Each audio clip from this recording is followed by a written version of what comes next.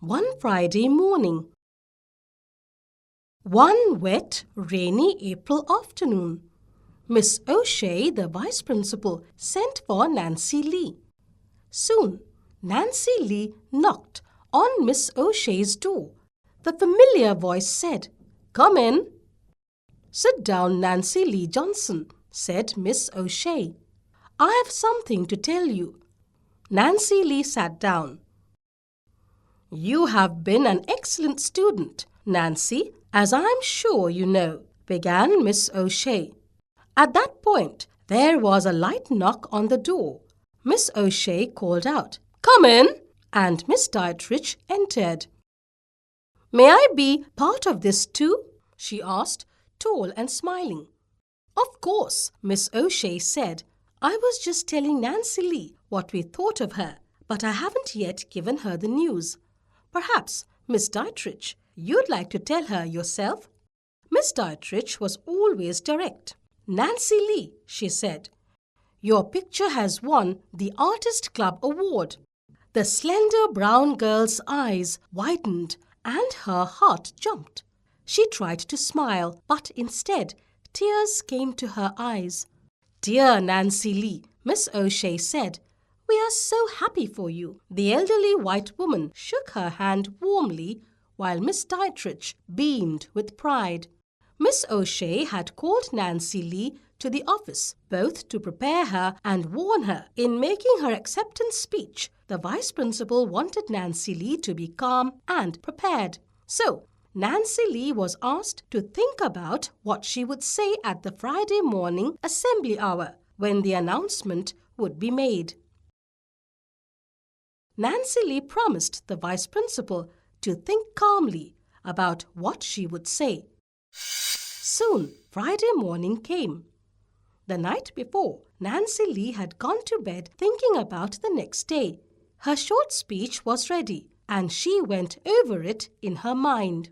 When the president of the Artist Club would present her the award, she would say, "Judges and members of the Artist Club, I want to thank you for this award.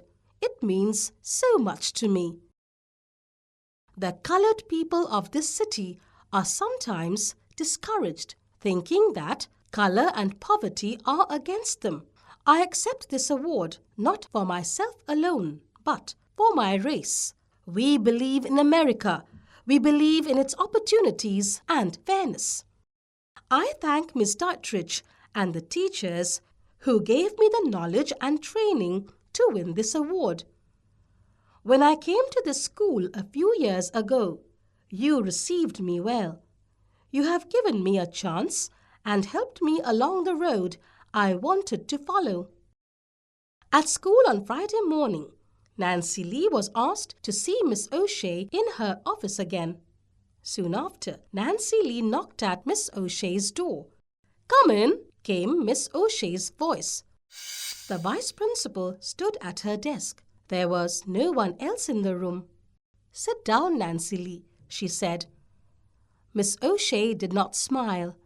There was a long pause. "I do not know how to tell you what I have to say," the elderly woman began. "I am ashamed for myself and for this city." Then she lifted her eyes and looked at Nancy Lee in the neat blue dress sitting there before her. "You are not to receive the award this morning." Outside, the electric bells rang, loud and long. Miss O'Shea remained silent. Then she said, "When the committee learned that you were colored, they changed their plans." Nancy Lee said nothing. "Nancy Lee, I am very sorry to have to give you this message. Nancy Lee, I am very sorry to have to give you this message. But my speech," Nancy Lee said, "was about—" The words stuck in her throat. "About America." Miss O'Shea had risen and stood looking out of the window. "I know," said Miss O'Shea, slowly facing the room again. "Those who deny you this award do not know the meaning of the stars in our flag. But it's up to us to make them know. As a teacher, I will go before the school board and ask them to remove the offer of any prizes or awards denied to any student because of race or color. Miss O'Shea's clear blue eyes looked into those of the girl before her. The woman's eyes were full of strength and courage. "Lift up your head, Nancy Lee, and smile at me," Miss O'Shea said. Nancy Lee lifted her head and smiled. The bell for assembly rang. She went through the long hall towards the auditorium. There will be other awards, Nancy Lee thought. There are schools in other cities. This won't keep me down. But when I'm a woman, I'll fight to see that these things don't happen to other girls, as this happened to me. And men and women like Miss O'Shea will help me.